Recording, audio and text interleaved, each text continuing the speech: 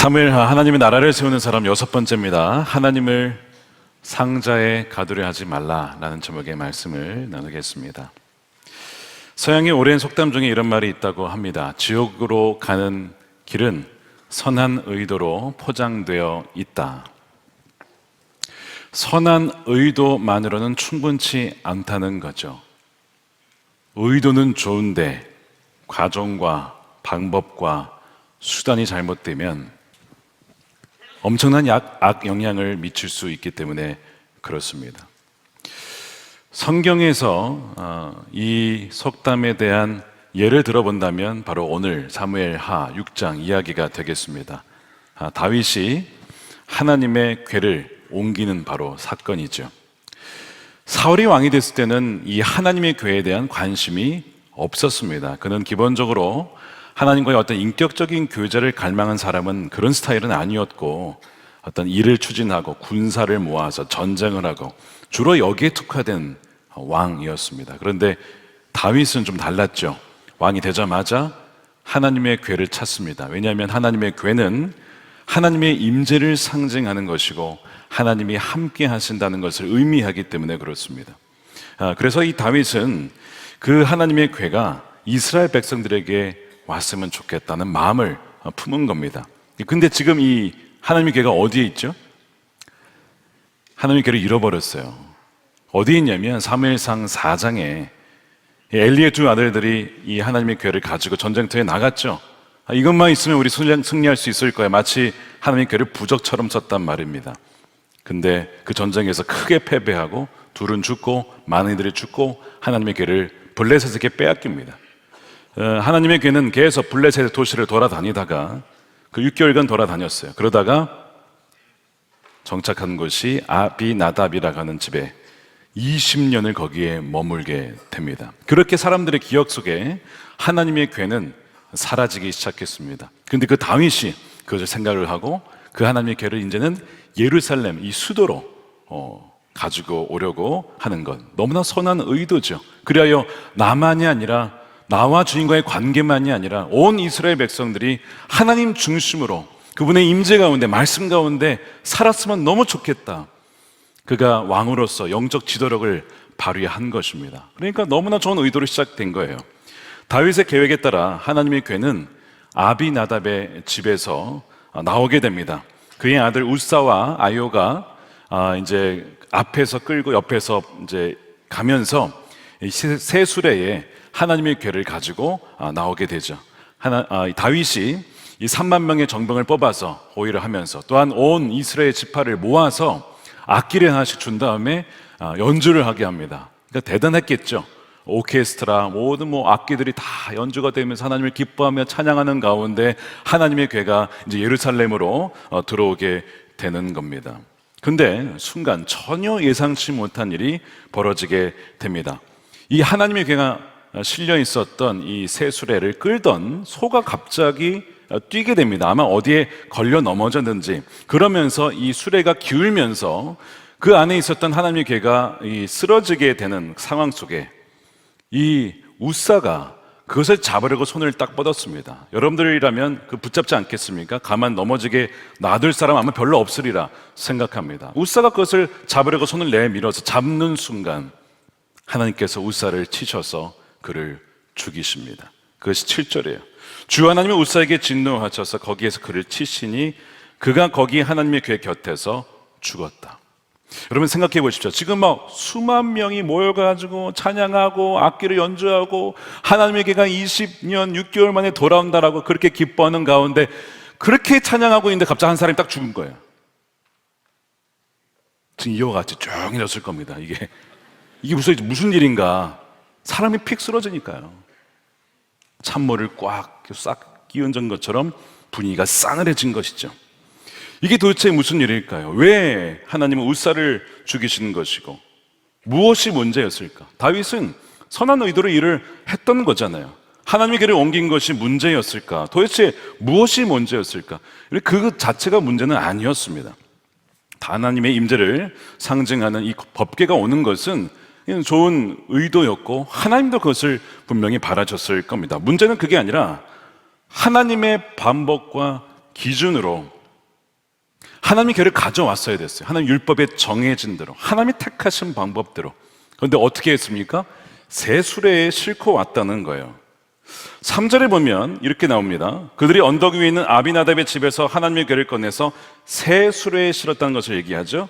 나올 때에 아비나답의 두 아들 우사와 아이오가 그 새 수레를 몰았다. 마치 성경은 새 수레에 하나님의 궤를 실었다라고, 하나님의 궤를 수레에 실었다라고 마치 우리에게 놀라면서 우리에게 말씀을 하고 있는 것처럼 보입니다. 사실 하나님의 궤를 새 수레에 싣는 것이 뭐가 문제야? 대다수의 사람들, 심지어 다윗을 포함해서 제사장을 포함해서 그것이 문제라고 여겼던 사람들은 아마 거의 없었던 것 같습니다. 만일 다윗이 이 새 수레에 하나님의 궤를 싣는 것이 문제라고 한다면 이거 문제가 있다라 분명히 얘기를 했겠죠. 알고도 그랬다라면 하나님의 말씀을 무시하는 것이고요. 나름 다윗도 신경을 썼습니다. 그 수레가 그냥 수레가 아니고 어떤 수레요? 새 수레입니다. 나름 새롭게 준비해서 하나님의 궤를 모시는 것이니 정성을 들여서 헌 것 말고 새로운 수레에 모셔야 되지 않겠냐 해가지고 새 수레에 모신 거예요. 그런데 하나님의 율법에 의하면 하나님의 궤를 옮길 때 이렇게 하라고 되어 있는데 새 수레가 아닙니다. 말씀에 의하면 레위 자손 중에서 고핫 자손이 하나님의 궤의 내 귀퉁이에 고리가 있습니다. 고리. 거기다가 장대를 끼운 다음에 그 장대를 고핫 자손의 어깨에 메고 와야 했습니다. 그러면서 얘기하는 것이 뭐냐면 경고하기를 그럴 때에 절대로 그 성물에 몸이 닿아서는 안 된다라고 경고했습니다. 닿으면 죽는다라고 했어요. 민수기 4장 15절입니다. 진 이동을 앞두고 이렇게 아론과 그의 아들들이 거룩한 물건들과 물건에 딸린 모든 기구를 다 싸넣으면 이 쌉니다. 덮개로 덮어요. 위에를 포장을 해서 덮는 겁니다. 비로소 고핫 자손이 와서 그것들을 둘러 메고 간다. 이때 거룩한 물건들이 그들의 몸에 닿았다가는 죽는다는 겁니다. 그럼 왜 죽죠? 거룩하신 하나님의 임재를 상징하는 그 물건에 죄인된 인간의 몸이 닿으면 그 죄가 있는 그 인간의 죄는 죄값은 사망이기에 피 흘림이 없이 하나님의 임재나 성물에 다가가면 죽음이에요. 그래서 닿으면 안 된다는 겁니다. 대제사장이 속죄를 통하여 갈 때만 갈 수가 있는 것인데 그 없이 피 흘림이 없이 간다는 것은 죽음이라는 거예요. 여러분이 뭘 말하는 거냐면 어느 누구도 하나님께 그냥 갈 수 있는 사람은 없습니다. 하나님께 나아갈 수 있는 사람은 없어요. 오직 예수 그리스도의 보혈을 통해서만 갈 수가 있는 거예요. 우리의 죄가 이렇게 심각하다는 것을 사실 보여주는 장면이죠. 민수기 7장 9절에 이렇게 되어 있습니다. 모세가 고핫 자손에게는 그들이 맡은 거룩한 임무가 어깨로 메고 다니는 일이었으므로 수레도 황소도 주지 않았어요. 거기에 실으면 안 되거든요. 그러니까 아예 수레를 그 자손에게 주지 않고 너희들은 그냥 메어야 된다. 근데 오늘 본문에 보니까 뭐도 있습니까? 수레도 있고 황소도 있고 하나님 말씀이 지금 한두 군데 벗어난 것이 아니죠. 근데 이것이 문제인 줄 아는 사람이 없었다는 데에 더 큰 문제가 있었습니다. 물론 여러분 수레에 실으면 편합니다. 그리고 훨씬 더 수월하고 효율적으로 옮길 수 있어요. 간편합니다. 근데 하나님은 효율보다 더 중요하게 여기시는 것이 하나님을 대하는 우리의 태도, 우리의 신실한 그 마음을 주님은 더 중요하게 보시는 것이죠. 우리가 예배할 때도 마찬가지죠. 좀 수고스러워도 법궤를 어깨에 맨다는 것은 하나님의 말씀과 한 걸음 한 걸음 순종하며 걸으라고 하는 하나님의 의도가 그거에 다 담겨 있는 것이죠. 그래서 하나님과의 인격적인 동행을 말씀하고 있는 겁니다. 근데 수레에 실으면 그런 인격적인 관계가 아니라 비인격적이죠. 동물이 끌을 뿐만 아니라 그 새 수레에 담겨서 하나님 말씀이 가기 때문에 이것은 어떤 인격적인 관계가 없는 겁니다. 그저 효율성만 남는 것이죠. 자, 하나님은 왜 우사를 지쳤는가? 아까 말씀드린 것처럼 죄인이 하나님의 임재를 상징하는 물건을 만져서는 안 되기 때문에 그렇습니다. 우사의 입장에서는 아비나답이라는 자신의 아버지, 자신의 집에 20년간 이 궤가 놓여져 있었습니다. 이 궤라고 하는 것이 원어로 보면 그냥 상자라는 의미예요. 서랍이라는 의미입니다. 그러니까 그냥 20년간 매일 맞던 그 상자, 너무나 평범하게 보였는지도 몰라요. 너무나 익숙했는지도 모릅니다. 심지어는 내가 하나님의 임재를 상징하는 이 궤를 보호한다라는 생각을 했을지도 모르죠. 그러니까 이 궤가 쓰러졌을 때 자신도 모르게 내가 보호해야 돼. 내가 하나님을 보호해야 돼. 내가 하나님을 지켜주어야 해. 라는 생각을 했던 것입니다. 그래서 유진 피터스라는 신학자가 이 우사의 죽은 부분을 이렇게 해석합니다. 우사는 자신이 하나님을 다룰 수 있다라고 착각했습니다. 내가 하나님을 다룰 수 있고 내가 하나님을 지켜드려야 한다라는 생각이 어떻게 보면 기특해 보일 수 있지만 여러분 그렇지는 않아요. 하나님이 우리를 보호하시고 하나님이 우리를 지키시는 것이지 우리가 하나님을 보호하는 게 아닙니다. 우사는 궤가 땅에 닿을 경우 흙에 닿으니까 흙은 더럽잖아요. 차라리 내 손으로 하는 것이 더 낫다라고 생각했는지는 모르겠지만 차라리 흙과 땅은 하나님이 지으신 피조물로서 하나님께 순종하는 피조물입니다. 대신에 우리의 손이라고 하는 것은 정말 하나님 뜻대로 살아갑니까? 우리의 손이 주님이 기뻐하신 데에만 쓰입니까? 아니면 주님이 기뻐하지 않는 곳으로 우리를 인도하도록 여러 가지로 우리를 인도하도록 쓰임받는 것이 손 아니겠습니까? 그러다 보니 오히려 우사의 손이 흙보다 부정했던 것이고 그 손이 성물에 닿았을 때 그는 죽음을 당하게 된 것입니다. 여러분 말씀드린 것처럼 죄인은 곧장 하나님께 나아갈 수가 없어요. 예수 그리스도의 십자가의 보혈만이 우리를 주님께로 하나님께로 인도한다는 것을 여러분 결코 잊어서는 안 된다는 것입니다. 예수님 뭐로 예배하라 그랬죠? 영과 진리로. 그런 진리에 대한 무지로 하나님께 예배할 수 없다는 거예요. 그래서 그 영과 진리로만 하나님 예배할 수 있다라고 말씀을 하신 것이죠. 근데 사실 이 우사는 좀 억울합니다. 우사의 죽음에 대한 궁극적인 책임은 다윗에게 있어요. 이것을 시작했고 그랬다면 말씀에 의해서 어떻게 옮겨야 하는지도 정확하게 파악을 했었어야 했습니다. 다윗은 나름대로 하나님을 존중한다고 하면서 3만 명 동원하고 백성들 동원해서 악기를 불어서 하나님을 찬양하게 했습니다. 다채로운 악기로 찬양하며 겉으로 보기에는 굉장히 화려하게 신경을 나름 썼죠. 근데 더 중요하게 신경 썼어야 될 부분이 어디냐면 어떻게 하나님의 궤를 옮길 것이냐, 하나님의 말씀이 뭐라고 말씀하셨는지 그거를 알고 지키는 것이 훨씬 더 중요했습니다. 본말이 전도된 거예요. 이것은 놓쳐버리고 비본질적인 부분에 더 많은 신경을 썼던 것이죠. 하나님께서 다윗에게 이렇게 경고하신 겁니다. 나는 사람들의 편의대로 만들어진 신, 상자에 갇혀있는 신이 아니야. 너가 나를 그렇게 생각했니?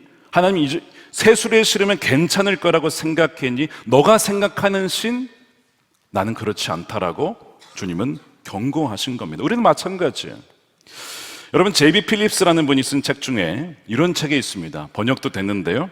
당신의 하나님은 너무 작다라는 책이 있어요. 영어 원제는 Your God is too small. 너무 작다는 거예요. 여기서 무슨 얘기를 하냐면 사람들이 하나님을 이렇게 생각한다는 거예요. 이런저런 모양으로 생각하는데 예를 들어 마음속에 하나님은 나의 경찰관이야. 어린 시절에 나의 아버지와 같아. 근엄한 노인이야. 유순한 존재고 회사의 최고 경영자와 같은 분이야. 나름대로 하나님을 그 이미지로 생각해서 하나님은 이런 분이지. 그게 나름대로 다 있죠. 뭐 틀린 건 아니지만 그게 하나님이 전부는 아니거든요. 그게 하나님의 전부는 아니에요. 우리는 그저 하나님을 맛본 것 뿐입니다. 근데 마치 우리는 하나님이 그게 전부이냐, 하나님이 너무 작게 만든다는 거예요. 그래서 하나님이 너희 하나님이 너무 작다라고 말씀을 하는데 그 챕터 중에 이런 챕터가 있습니다. 상자 속의 하나님, God in a box. 박스 안에 갇혀있는 하나님이라는 챕터가 있어요.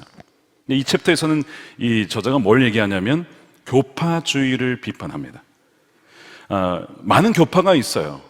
동방 종교에도 있고 개신교 안에도 감리교, 침례교, 장로교 다양하게 교파가 있는데 중요한 다양성을 가지고 있는 거죠.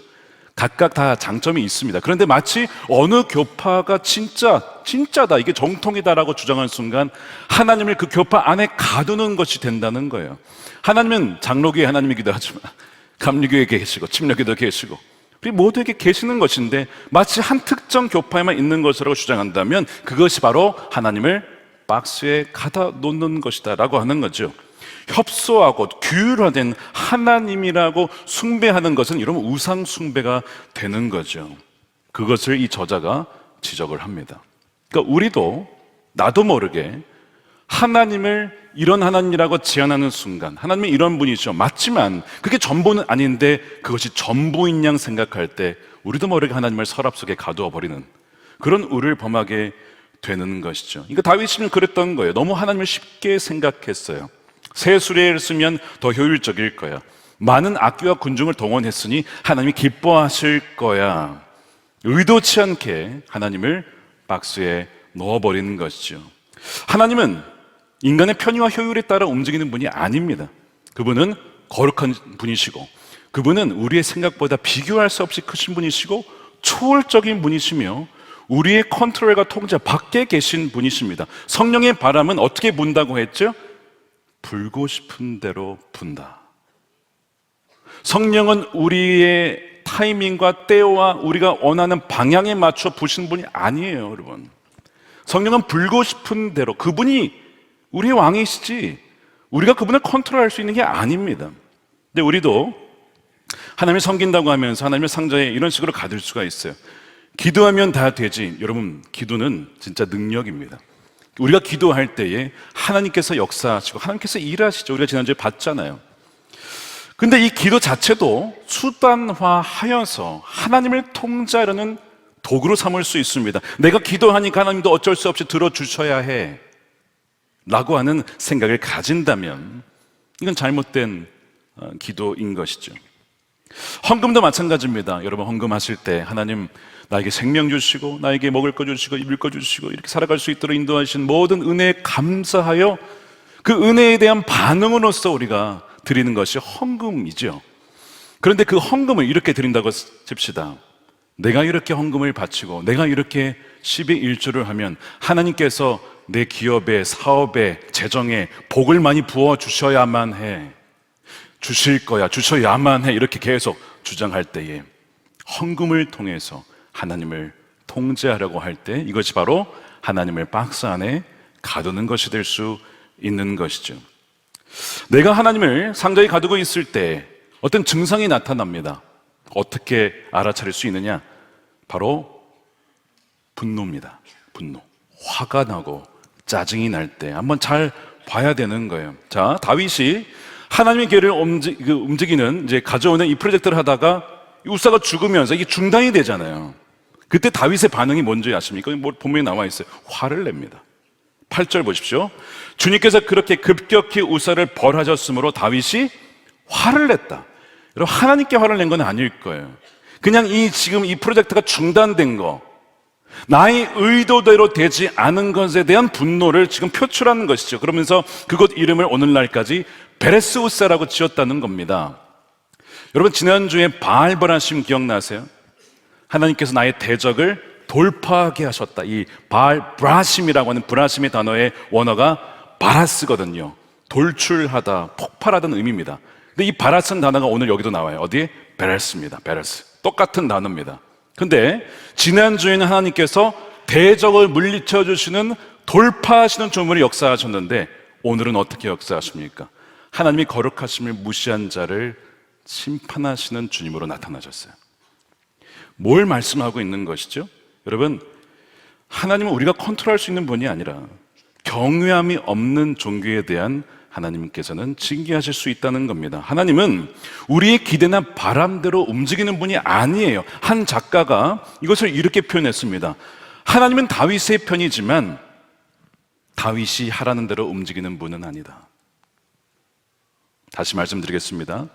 하나님은 다윗의 편이지만 다윗이 하라는 대로 움직이는 분은 아니다. 우리도 이렇게 생각할 수 있습니다. 하나님 우리 편이시죠. 하나님 우리와 함께 하시죠. 임마누엘이시죠. 근데 그것이 하나님께서 우리의 마음대로 움직인다는 뜻은 아닙니다. 근데 우리가 이것을 놓칠 때가 있어요. 우리가 이것을 모를 때가 있습니다. 다윗이 왜 화를 내었느냐? 자신의 뜻대로 안 됐기 때문에 그렇습니다. 아니, 내가 선한 의도로 하나님의 궤를 가져오겠다는데 왜 이게 중단되냐 이거죠. 그러면서 막 화가 나는 거예요. 지금 사람이 죽었어요. 우사가 죽었습니다. 이 슬퍼해야 될 시간에 다윗이 화를 냈다는 것은 뭔가 문제가 있는 거죠. 다윗에게 뭐가 문제가 있는 겁니다. 그가 지금 하나님을 통제하려고 하고 박스에 가두려고 했다는 증거 중 하나입니다. 만일 누군가가 하나님의 기업을 세운 다음에 이건 하나님의 기업입니다, 하나님이 사장님이십니다, 저는 그저 종업원입니다, 이렇게 이제 여기고 시작을 했어요. 일을 하다 보면 이 계획대로 플랜대로 되기도 하지만 안 될 때도 있어요. 근데 그러다 보면 갈등이 발생하고 동역자에게 짜증을 내기도 하고 화를 내기도 하고 막 이렇게 이런 일이 발생합니다. 선한 의도로 시작했는데 왜 이런 일이 일어날까요? 그 의도의 동기도 살펴봐야겠지만 의도는 맞지만 과정이 잘못된 것일 수 있어요. 하나님이 사장이라고 하면서 어느덧 사실은 내가 사장이고 그냥 하나님이라고 하는 것은 그냥 포장으로 내놓은, 그래서 하나님을 이용해서 이것을 해보려고 하는 그 마음이 있을 때 조급함이 들고 괜히 화가 나고 괜히 어떤 동역자들에 대한 원망이 들고, 여러분 이것이 내가 하나님을 통제하려고 하고 있다는 증거입니다. 참 부끄러운 고백을 제가 관련해서 좀 드릴게요. 2014년, 지금으로부터 11년 전이죠. 미국에서 제가 대학원 공부를 아직 마치기 전이었고 담임 목회를 시작한 지 한 6개월이 지났고 자녀 마지막 막내가 태어나서 셋째가 있어서 셋을 애를 키워야 했던 그런 때에 어느 날 주일 전날 토요일이 되었습니다. 말씀을 준비하고 있었는데 이 말씀이 매번 이렇게 다 정리가 잘 되는 게 아닙니다. 준비하다 보면 시간이 걸리기도 하고 때로는 좀 스트러글 할 때도 있어요. 막 말씀 가지고 씨름을 하고 있었고 아내는 나름대로 육아 문제로 아주 굉장히 힘들었어요. 그러니까 남편의 도움이 필요하잖아요. 비록 토요일 날 저녁이긴 해도 제가 말씀을 준비해도 어쩔 수 없이 최대한 방해하지 않으려고는 하지만 그래도 도움이 필요할 때가 있으니 아내가 제 방에 문을 들어와서 뭘 도와달라고 자꾸 요청을 했어요. 근데 저는 그 아내의 그런 사정을 제대로 모르는 상황에서 아내가 자꾸 들어오니 저도 모르게 아내에게 짜증을 내고 말았습니다. 이렇게 얘기를 했습니다. 여보, 지금 설교 준비하고 있는 거 안 보여? 제가 말하고서 너무 지금 마음에 막 성령의 막 근심이 막 벌써 제가 그렇게 나쁜 사람 아닌데 제가 사실은 굉장히 고민 많이 했습니다. 서로 이상하게 보실까 봐. 근데 그땐 저도 모르게 이 짜증이 밀려왔어요. 아내가 미안하다고 하면서 방문을 닫고 나갔습니다. 나름 아내도 왜 모르겠어요. 주일 전날인데 제가 얼마나 지금 준비를 많이 하고 있는지 알 텐데 얼마나 오죽했으면 그 시간에 저를 찾아왔겠습니까? 제가 그러고 나서 이제 가만히 있는데 성령의 책망이 막 밀려왔어요. 성령께서 뭐라고 하시냐면 너 지금 설교 준비한다며 아내에게 짜증낸 거니? 그럴 거면 설교하지 마. 그냥 설교하지 마. 설교 안 해도 괜찮아. 아내 잘해줘 그냥. 그런 마음으로 막 저를 책망하시는 거예요. 진짜 부끄럽더라고. 아니 설교한다는 사람이 아내에게 짜증을 낸다? 이건 말도 안 돼. 그냥 강당에서 내려와야죠 그냥. 그러니까 말씀 준비가 안 되는 거예요. 성령님께 막 혼나고 그냥 주님께 죄송하기도 하고 창피하기도 하고 아내에게 미안하기도 하고 막 복합적인 마음이 들었어요. 여러분 제가 왜 짜증을 냈을까요? 짜증의 원인을 아직 분석을 해봤습니다. 제가 왜 짜증이 났을까? 설교 준비를 잘해서 은혜로운 예배를 준비하려는 선한 의도로 제가 준비하고 있었잖아요. 그렇죠? 선한 의도잖아요. 예배가 은혜로워야지 그럼 지루하면 되겠습니까? 근데 그 의도 속에 뭐가 있었냐면 하나님께서 강력하게 역사해 주셔야만 해 라고 하는 컨트롤. 하나님께서 거기 역사해 주셔야 돼. 이 말씀 가운데 일해 주셔야만 해 라고 하는 저도 모르게 하나님을 통제하려고 하는 그 마음이 있었는데 그 뜻대로 안 되니까 짜증이 나는 거야. 제가 하나님께 회개하고 그 다음에 아내를 찾아갔어요. 여보 정말 미안해. 아내도 왔다 갔다 할 거예요. 이 사람 왜 이러나, 아까 짜증냈던 언제고 이제 와가지고. 아내에게 정말 제가 사죄를 하고 제가 다시는 이런 일로 당신에게 짜증내지 않을게. 그 뒤로 어떻게 됐을까요? 그 뒤로 제가 설교 준비하면서 짜증냈을까요? 믿거나 말거나 한 번도 짜증을 내지 않았어요. 저는 그렇게 기억했는데 또 팩트 체크를 해봐야 되잖아요. 그러니까 어제 제가 아내에게 물어봤어요. 혹시 그 뒤로 내가 짜증 낸 적이 있냐? 없다는 거야. 할렐루야. 주님의 은혜죠. 여러분, 그게 아니라 박수식이 아니고 오늘 설교도 짜증 안 내고 준비한 겁니다, 여러분. 제가 이제 지난 날을 돌아보면서 이 다윗이 화를 내는 장면에서 그 생각이 났어요. 그래, 다윗이 왜 화를 냈을까요? 뜻대로 안 되는 거예요.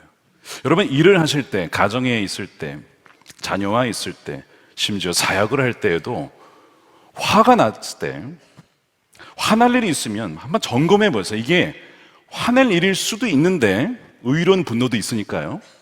그런데 회개해야 할 일일 수도 있습니다. 회개해. 다윗은 지금 여기서 화낼 게 아니라 하나님, 제가 말씀을 몰랐습니다.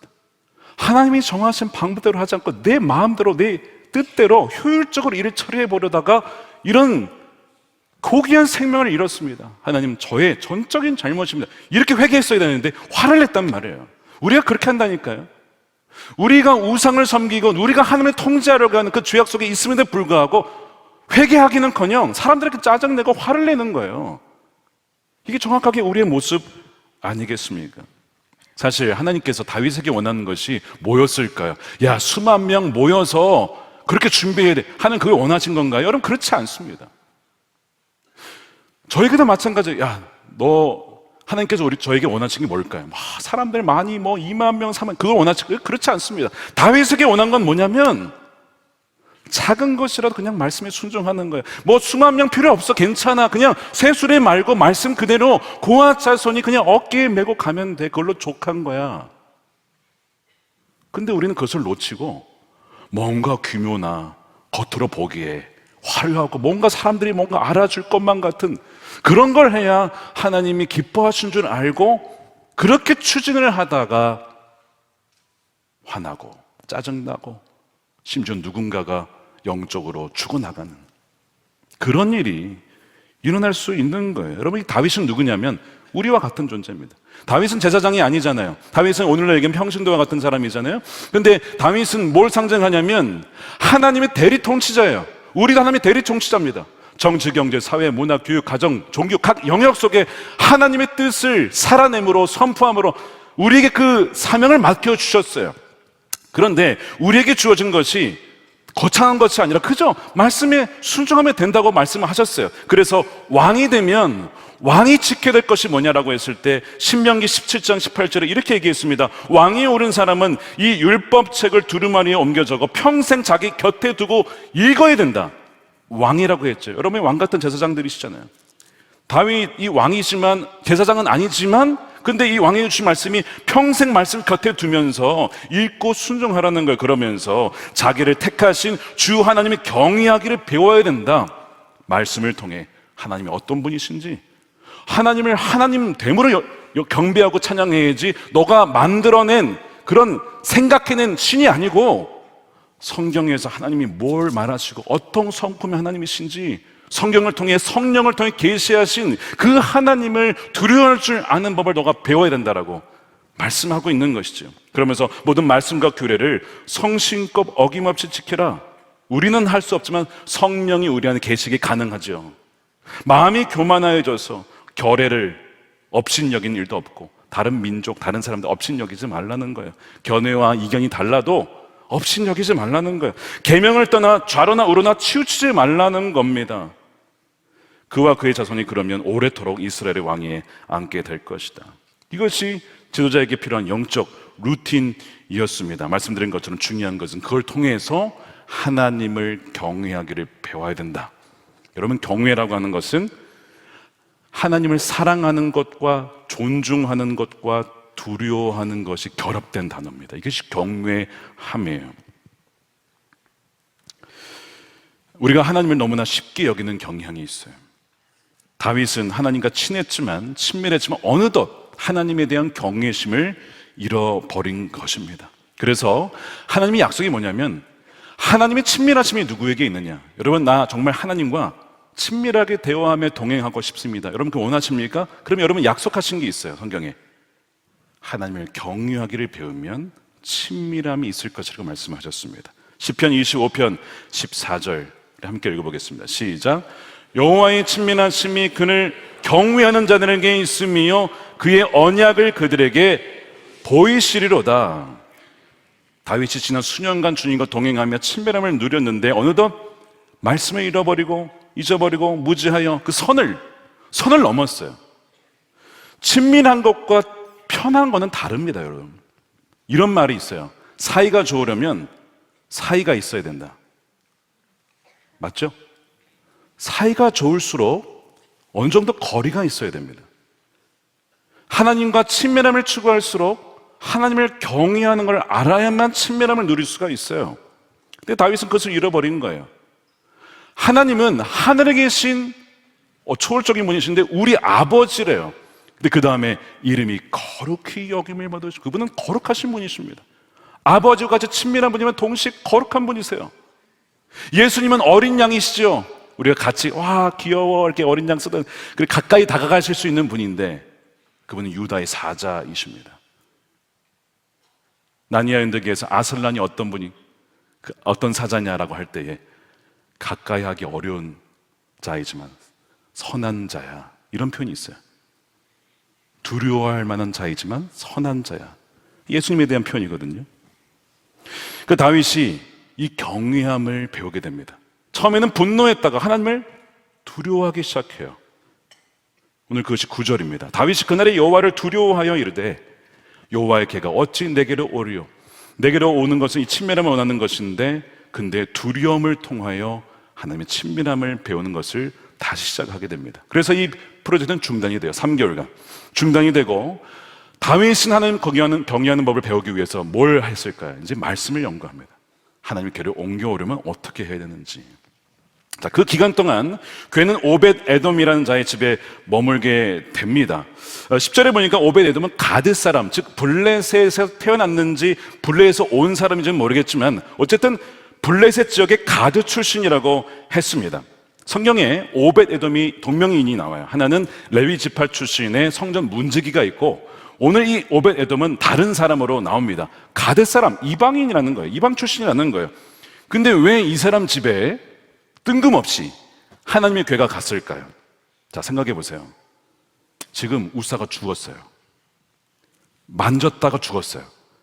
그 하나님의 궤를 자신의 집에 드릴 분 한번 손 들어보세요. 뭐 청소하다가 만지면 죽는 거 아니야.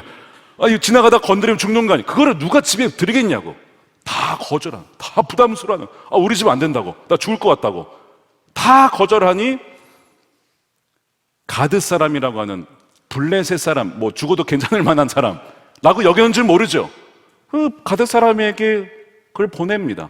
아니 오벳 에돔이라고 그거를 자기네 집에 드리기 쉽겠습니까? 자기도 죽을 줄 모르는데. 근데 순종합니다. 받아들입니다. 어떤 일이 벌어졌습니까? 11절 보세요. 그래서 주님의 궤가 가드 사람 오벳 에돔의 집에서 석 달 동안 머물렀는데 그때 주님께서 오벳 에돔과 그의 온 집안에 복을 내려 주셨다. 사실 다윗이 원한 게 이거거든요. 하나님 복이 임하는 임재를 원하는 건데 그의 집에 간 거예요. 이게 무슨 복인지는 정확히 나와 있지 않지만 뭐 건강과 자녀들에 대한 복이나 형통 뭐 이런 복이었겠죠. 중요한 부분은 뭐냐면 성경은 오늘 10절과 11절에 계속해서 오벳 에돔을 뭐라고 표현하냐면 가드 사람 오벳 에돔, 가드 사람 오벳 에돔의 집에 복이 내렸다. 뭘 강조하냐면 이방인 블레셋 사람에게도 하나님이 복을 주셨다는 거예요. 이게 충격적이라는 거죠. 왜요? 지금까지 하나님의 임재와 복은 누구에게만? 이스라엘 백성에게만 임한 나라고 하나님은 그런 분이라고 뭐 한 거예요? 상자에 가둬놨잖아요. 하나님을. 근데 그 하나님이 블레셋에서 온 가드 사람 오벳 에돔의 그 한 사람도 아니고 집안 전체에 복을 주셨다라고? 하나님이 그런 분이라고? 그래서 성경은 가드 사람 오벳 에돔, 가드 사람, 이 충격적이라는 겁니다. 하나님에 대한 사고를 완전히 깨트려 보는 거예요. 여러분 지금 여러분이 생각하기에 어느 나라와 민족은 복을 받지 못할 거예요. 혹시 그런 생각하신 분 계십니까? 우리 일본, 우리나라 힘들게 했으니 저 나라는 망해야 돼. 저 중국이나 저 중동은 하나님 임재를 누리지 못할 거야. 여러분 과연 그럴까요?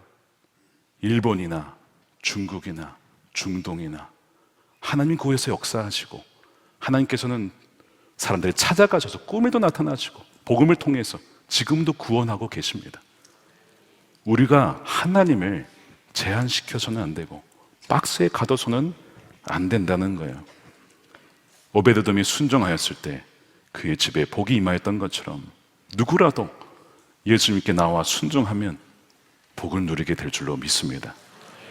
오베드돔과 관련해서 에피소드가 하나 있는데 2018년쯤에 미국 목회를 하던 중에 그 미국 감리교회, 한인 감리교회 연합으로 이제 묵상집을 만들고 있었는데 12개월 중에서 이제 한 달치를 맡아서 이제 묵상을 집필해 달라는 이 집필 초청을 제가 받았어요. 너무 영광스럽긴 한데 너무 부담이 되는 거예요. 아니, 수많은 사람들이 보는 집필 이 책인데 이 해석을 잘못하거나 뭐 잘못 묵상하면 이거 완전히 또 망신당하는 거 아니에요? 그러니까 두려움도 있고 걱정도 있고 그러는 가운데 영광스럽기도 하고 그래서 이제 그 해 여름에 집필전 워크숍에 갔습니다. 갔는데 거기에 이제 예배를 드리는데 예배를 인도하는 목사님께서 본문 택한 것이 이 사무엘하 6장 오벳에돔 이야기였습니다. 여러분 굉장히 부담되시죠? 부담되실 겁니다. 그런데 오벳에돔이 모두가 다 거절할 때에 자신의 집안 여호와의 법궤, 말씀의 법궤를 받아들였을 때 그의 집안이 다 복을 누린 것처럼 목사님들이 여러 가지 바쁜 환경 속에서도 이 말씀을 붙잡고 씨름하며 자신의 삶 가운데 임하기를 그렇게 붙잡을 때에 여러분들의 삶에도 그 복이 임할 줄로 믿습니다. 뭐 이런 내용의 말씀을 아직도 기억을 하고 있어요. 제가 그 말씀을 들으면서 아멘, 하나님 저에게도 이미 다 복을 주셨지만 이 오벳에돔의 복을 저에게도 주십시오. 그래서 2019년, 2020년, 2021년을 섬기다가 청빙을 받고 한국에 오게 된 거예요. 그래서 저는 이 청빙을 받고 하나님이 저를 불러주신 것에 대해서도 하나님이 주신 은혜요 복이라고 생각하지만 이 오벳에돔의 복은 저에게 주신 것은 다름 아니라 더욱더 그 이후로 제 자신이 하나님 말씀 안에 머무는 삶을 살게 되고 하나님을 상자에 가두려기보다는 말씀을 통해서 하나님을 알고 경외함을 더욱더 배우게 된 것이 이것이 제게 주신 하나님 복이구나 하는 것을 알게 되었어요. 지금도 그것을 누리고 있고 저는 그래서 그때 이후에 이 교회에 오고 나서 그래서 만들게 된 게 뭐예요? 말씀 함께. 부담되시죠 여러분? 말씀 함께 가면 하나님께 가면 여러분들이 집에 막 가라고 하면 부담되시죠? 근데 여러분 그 말씀을 붙잡고 한번 살아보십시오. 하나님의 임재가 여러분들의 일상 가운데 임하게 될 줄로 믿습니다. 여러분 하나님은 특정 종파와 신념에 매이고 갇히는 분이 아닙니다. 하나님은 한 나라보다 크시고 열방보다 크시고 우주보다 크신 하나님이십니다. 여러분들 하나님을 작게 만들지 마십시오. 하나님, 우리가 때로는 그 하나님을 상자 안에 가두는 경향이 있어요. 요나가 하나님을 자신의 민족만 하나님이라고 가두려고 했던 것처럼 우리도 우리만의 하나님, 우리 민족만의 하나님에 가두려고 하는 경향이 있다는 것 우리가 깨달을 때 하나님 우리를 용서해 주십시오. 우리가 회개할 수 있어야 됩니다. 유명한 일화입니다. 미국 남북전쟁 당시에 링컨 대통령의 어드바이저 중에 한 명이 이런 얘기를 했습니다. 북부 연합군의 편에 서신 하나님께 감사합니다라고 얘기를 했어요. 그때 링컨이 이렇게 얘기를 했습니다. 제가 걱정하는 것은 하나님께서 우리 편에 계시는지 아닌지가 아닙니다. 저의 가장 큰 걱정은 하나님 편에 서 있는가? 바로 그것입니다. 왜냐하면 하나님은 항상 옳으시기 때문입니다. 여러분 사람은 항상 옳지는 않습니다. 옳기도 하고 그르기도 하고 우리 안에 옳은 면이 있고 틀린 면이 있는데 뭐가 옳은지 틀린지를 모른 채 살아갈 때가 너무나 많죠. 우리는 무지한 사람이에요. 누군가가 전쟁의 승리를 가지고 위해서 하나님을 이 북부 연합군만의 하나님으로 규정하려고 할 때에 상자 안에 넣으려고 할 때에 링컨은 뭘 거부한 겁니까? 하나님은 북부 연합군만의 하나님이 아니십니다. 그렇게 거부한 겁니다. 비록 남부군이 노예제를 지지하면서 하나님 뜻에 어긋나긴 했지만 그들도 하나님의 형상으로 지음받은 우리의 동족입니다. 이게 링컨의 위대한 점입니다. 하나님 말씀을 지켜내고 그 편에 서려고 하면서 전체 민족을 품으려 했던 지도자였지요. 극심한 분열을 겪는 이때에 하나님 나라를 세우는 그리스도인들이 너무나 중요한 때입니다. 하나님의 말씀을 기준으로 하여 진리의 말씀을 선포하고 살아내므로 거짓과 속임수를 드러내고 또한 제거하며 또한 물리치는 일이 우리에게 중요합니다. 그러나 동시에 우리가 알아야 될 것은 내가 상자 안에 갇혀 있을 수 있다라고 하는 것. 내가 좌로나 우로나 아까 말씀대로 치우쳐 있을 수 있다라고 하는 것. 내가 상자 안에 갇혀서 하나님을 그 상자 안에 가두려고 할 수도 있다라는 것을 깨달을 때에 우리가 회개함으로 하나님 크신 하나님이십니다. 하나님은 우리 모두의 하나님이십니다. 우리가 오늘 찬양한 것처럼 우리는 예수 그리스도 안에 하나입니다. 주 예수님의 빛으로 어둠을 몰아내 주시고 주님께서 피 흘려서 모든 원수되었던 그 모든 장벽들을 다 허물고 하나 되게 하신 것, 그러면 우리가 복음에 합당한 삶을 살도록 하나됨을 힘써 지킬 수 있도록 하는 것이 우리 그리스도인들이 너무나 중요하게 감당해야 될 사명인 것이죠. 우리가 이 시간 우리 함께 기도했으면 좋겠는데요, 이렇게 회개하면서 좀 기도했으면 좋겠습니다. 주님, 하나님을 저의 생각대로 재단하며 제한하려 했던, 그래서 하나님을 박스에 가둬 넣으려고 했던 저의 죄를 용서해 주시기를 원합니다. 선한 의도로 시작을 했는데 하나님을 이용하여 나의 뜻을 이루려고 했던, 통제하려고 했던 죄를 용서해 주십시오. 뜻대로 안 된다고 짜증내고 화를 냈던 죄를 용서해 주십시오. 진정 하나님과 친밀해지고 싶은데 그 전에 하나님을 경외하는 법을 배우게 해 주십시오. 우리 그렇게 원하신 분들 가슴에 좀 손을 얹고 기도했으면 좋겠습니다. 하나님, 하나님의 친밀하심이 하나님을 경외하는 자에게 있을 것이라고 말씀해 주셨습니다. 주님, 이 시간에 하나님을 두려워할 줄 알고 하나님이 이미 온 우주의 왕이신데 마치 우리가 하나님을 보호해 드려야 되고 마치 하나님은 우리만의 하나님인 것처럼 그 하나님을 축소시키려 했던 우리의 어리석음을 용서해 주시고 크고 위대하신 하나님, 하나님의 하나님 되심을 찬양하며 엎어드릴 수 있는 우리가 되게 해달라고 우리 함께 통성으로 기도하겠습니다. 살아계신